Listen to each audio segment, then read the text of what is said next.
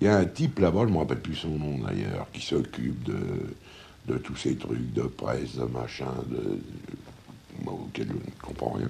Il y a des regards qui traversent le temps, des visages qui deviennent des symboles. Celui de Jean Gabin appartient à cette rare catégorie.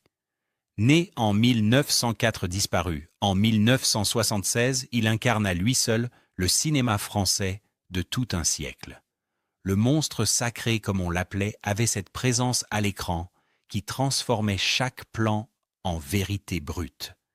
Qu'il soit ouvrier désabusé dans le quai des Brumes, prisonnier digne dans La Grande Illusion, ou patriarche autoritaire dans les films des années 60, Gabin imposait une silhouette, une voix, une légende.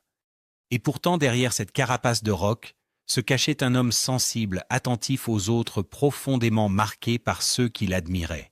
Car Gabin, avant d'être admiré, avait lui-même des modèles.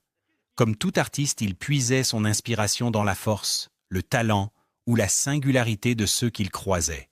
C'est un Jean Gabin plus intime que nous évoquons aujourd'hui, celui qui, au soir de sa vie, se souvenait des artistes qu'il plaçait au-dessus de tant d'autres. Ils sont 6. 6 noms qui résonnent comme autant d'étoiles dans sa constellation personnelle. Des compagnons de route, des maîtres de cinéma des voix, qui l'ont bouleversé, des plumes qui ont nourri ses dialogues, des figures qu'il n'a jamais cessé de respecter. Ces 6 artistes ne sont pas seulement des rencontres, ce sont des jalons dans une carrière, des sources d'inspiration, des amitiés parfois. Alors qui était-il ? Qui a eu le privilège d'éveiller l'admiration de l'homme qui incarnait la force tranquille, le fatalisme des héros populaires, la grandeur d'une France de celluloïd. C'est cette liste secrète que nous allons découvrir. 6 noms du numéro 6 au numéro 1 qui racontent autant Jean Gabin que les artistes eux-mêmes. Numéro 6, Marcel Carné.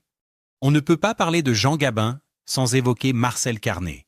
Le réalisateur et l'acteur forment l'un des duos les plus marquants du réalisme poétique, ce courant unique qui a défini l'identité du cinéma français des années 30. Carné, avec son allure discrète, était un architecte d'ombre et de lumière, un metteur en scène capable de transformer un décor banal en tableau mélancolique. Gabin lui devenait sous sa direction l'incarnation de l'homme du peuple fort, fragile, amoureux, condamné par un destin trop grand pour lui. Leur première grande collaboration, Quai des Brumes, en 1938, reste une œuvre fondatrice. On y retrouve la fameuse réplique « T'as de beaux yeux, tu sais », prononcée par Gabin à Michel Morgan. Ce moment qui a traversé les générations illustre le génie de Carné, capter une émotion fugitive et en faire une légende. Derrière la caméra, Carné savait attendre l'instant où le silence de Gabin devenait plus parlant que 1000 mots. Le film connut un immense succès, mais aussi des controverses accusées de véhiculer le défaitisme. Pourtant, c'est précisément cette atmosphère sombre et poétique qui fit entrer Gabin dans la mémoire collective. Carné offrit à Gabin une deuxième œuvre majeure avec Le jour se lève. Là encore, le réalisateur construisit un décor étouffant, un huis clos urbain, où Gabin, enfermé dans une chambre, raconte en flashback la fatalité de sa vie. Rarement un acteur et un réalisateur n'avaient atteint une telle symbiose. Carné sculptait le cadre, Gabin y insufflait la chair et le sang. Leur collaboration n'était pas seulement professionnelle, elle reposait sur une compréhension mutuelle. Gabin admirait chez Carné cette capacité à donner une dimension universelle à des histoires simples, à magnifier les drames quotidiens de l'homme ordinaire. Ce que Gabin respectait profondément chez Carné, c'était l'attention donnée aux détails. Chaque plan, chaque mouvement de caméra semblait pensé comme une partition musicale. L'acteur d'ordinaire méfiant face aux metteurs en scène se sentait guidé sans être contraint. Carné savait que Gabin avait besoin d'espace pour respirer son rôle et il le lui offrait. C'est cette intelligence de la direction qui fit naître une confiance rare. Gabin le disait lui-même, Carné ne cherchait pas à dompter l'acteur, il cherchait à l'éclairer. Au soir de sa vie, Jean Gabin n'oubliait pas cette dette artistique. Si son image est devenue immortelle, c'est aussi grâce au film tourné avec Marcel Carné. Derrière chaque plan figé dans la mémoire du public, il voyait la main patiente et rigoureuse de ce cinéaste. Et quand il révélait les artistes qu'il admirait, Carnet apparaissait naturellement dans la liste, non comme un simple collaborateur, mais comme celui qui avait su révéler en lui toute la complexité de l'âme humaine. Numéro 5, Édith Piaf. Édith Piaf et Jean Gabin appartiennent à la même légende nationale, celle d'une France populaire, cabossée mais vibrante de vérité. La môme Piaf, avec sa silhouette frêle et sa voix d'acier, chantait les blessures de la vie comme personne. Gabin, lui, les incarnait à l'écran. L'un par le chant, l'autre par le cinéma, tous deux exprimaient la condition humaine avec une intensité qui bouleversait. Leurs chemins se croisèrent à plusieurs reprises dans les cabarets parisiens et lors de soirées d'artistes où la bohème et la célébrité se mêlaient. Une anecdote revient souvent. Gabin, déjà star du grand écran, se tenait en retrait lors d'une représentation intimiste de Piaf. Quand elle entonna l'hymne à l'amour, il aurait murmuré à un ami « Elle ne chante pas, elle vit chaque mot ». Cette admiration n'était pas feinte. Gabin savait reconnaître la sincérité brute, et Piaf en était l'incarnation absolue. Ce qui liait ces deux monstres sacrés, c'était la douleur transformée en art. Piaf, marqué par des amours impossibles et des drames personnels, avait cette faculté de faire vibrer une salle entière en 2 notes. Gabin à l'écran portait ce même poids du destin. Il admirait sa capacité à ne jamais tricher. Devant Piaf, pas de fioritures, chaque chanson était un morceau d'âme offert au public. Il y voyait un miroir de sa propre démarche artistique, ne pas jouer, mais être. Gabin voyait aussi en Piaf une combattante. Derrière la fragilité apparente, il percevait une force de survie incroyable. Elle revenait toujours, malgré les épreuves, malgré la fatigue, malgré les blessures invisibles. Cette résilience impressionnait Gabin, lui, qui connaissait la dureté de la vie et de la carrière d'artiste.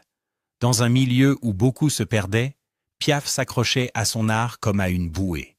C'est cette ténacité qu'il admirait peut-être plus encore que sa voix.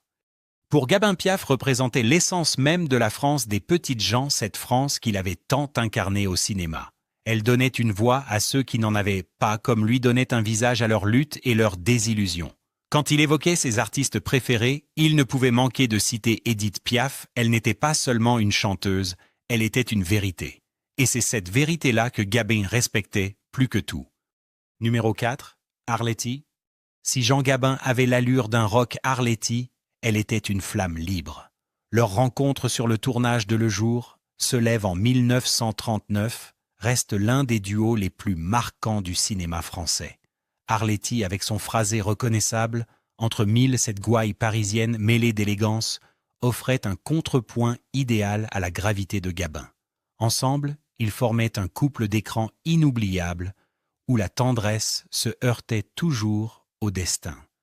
Une anecdote illustre bien leur complicité lors d'une scène tendue du film Carnet, exigeait plusieurs prises. Gabin, d'ordinaire impatient, finit par plaisanter « Si Arletty s'impatiente, c'est moi qui vais en prendre une. » Arletty éclata de rire, brisant la tension, et la scène devint l'une des plus authentiques du film. Cette aisance entre eux se voyait à l'écran. Arletty avait ce don de rendre chaque réplique vivante, et Gabin le savait, avec elle, il pouvait être plus vrai encore. Gabin admirait chez Arletty une chose rare à l'époque, sa liberté de ton. Elle osait tout dire, parfois même trop, et ne se laissait jamais enfermer dans un carcan. Dans un milieu dominé par les codes, elle imposait son indépendance, que ce soit dans sa carrière ou dans sa vie personnelle. Pour Gabin, qui avait lui-même ce côté insoumis, elle représentait une alliée spirituelle. Il respectait cette femme qui, loin de se plier, se tenait droite, assumant chaque mot, chaque choix.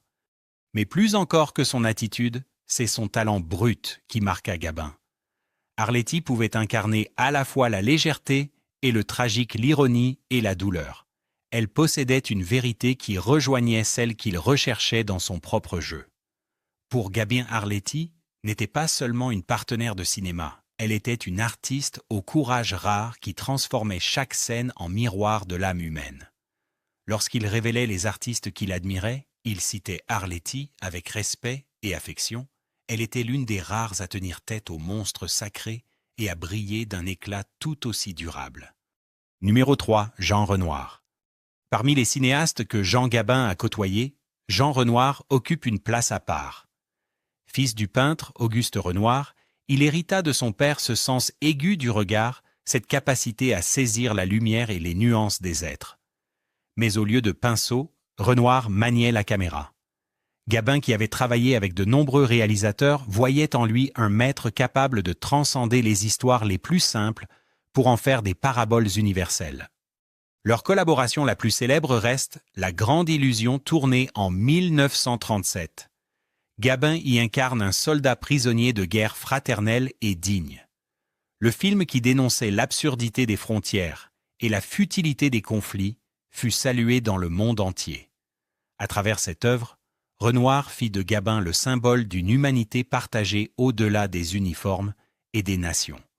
On raconte qu'au moment du tournage, Renoir répétait souvent « Ce n'est pas un film de guerre, c'est un film de paix ». Gabin, sensible à cette vision, admira la profondeur de son propos.